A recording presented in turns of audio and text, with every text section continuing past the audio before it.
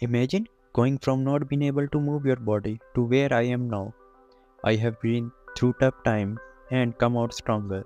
As someone who survived a spinal cord injury that left me paralyzed from neck down, I want to share my journey. Today I will talk about how to grow from pain. Join me on this journey of growth and resilience. Get ready for a story filled with inspiration and strength. Today we will talk about how we can turn our toughest times into opportunities for growth. There was a man living through World War II, facing challenges we can hardly imagine. Yet, he came out of it with amazing insights about how to be resilient. But hey, this is not just about history, it's about us right here, right now. We are going to explore how every bump in the road can actually lead us to become stronger, wiser, and happier human beings. So get ready to learn how to turn your pain into power. In the 1940s, during World War II, there was a man named Casimir Dabrowski. He was not only a psychologist, his life followed a different path than others. At first, he did the typical psychologist stuff. However, due to war, he ended himself battling the Nazis in Poland. It was a difficult moment, with a lot of confusion and danger. Dabrowski had to deal with some extremely difficult situations. He even ended up in prison camps and suffered greatly, losing people he cared about. Throughout it all, he learned a lot about how people deal with adversity with resilience. His story reminds us how we often play a game called If I Just. It's when we deceive ourselves into thinking that happiness will come after we reach the next goal or get something new.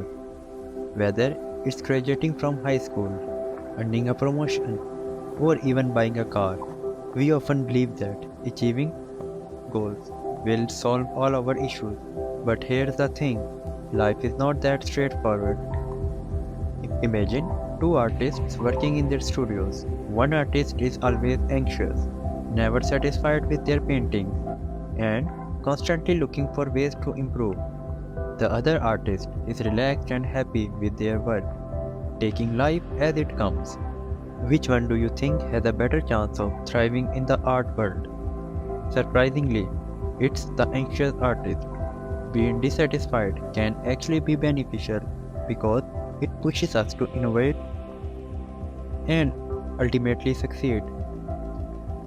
This idea is not new. Over 2500 years ago, Buddha figured it out. Even though he had everything, all the luxuries and even could want, but still he was not happy. In search of wisdom, he learned that our minds are programmed to attach to things and always wanting more, never satisfied with what we already have. He referred to this endless hunger as samsara, which traps us in a never-ending cycle of pain. But this is where things become interesting. The Buddha likened the pain we feel to being struck by an arrow twice.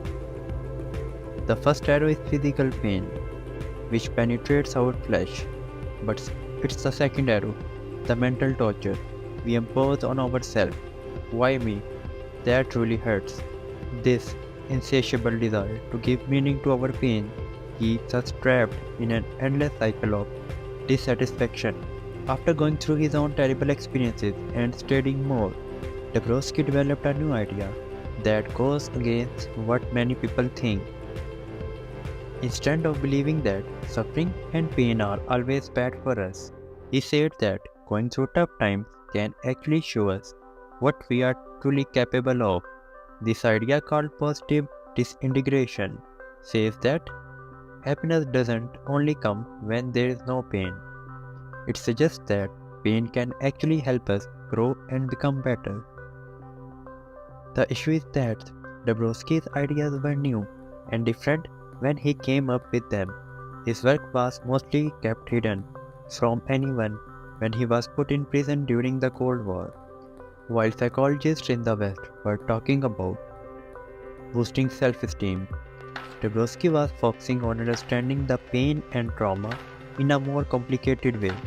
After his death in 1980s, his theory started to get popular and become known as post-traumatic growth. What does all this mean for us, regular folks? Well, it means we need to rethink how we see tough times and sad events.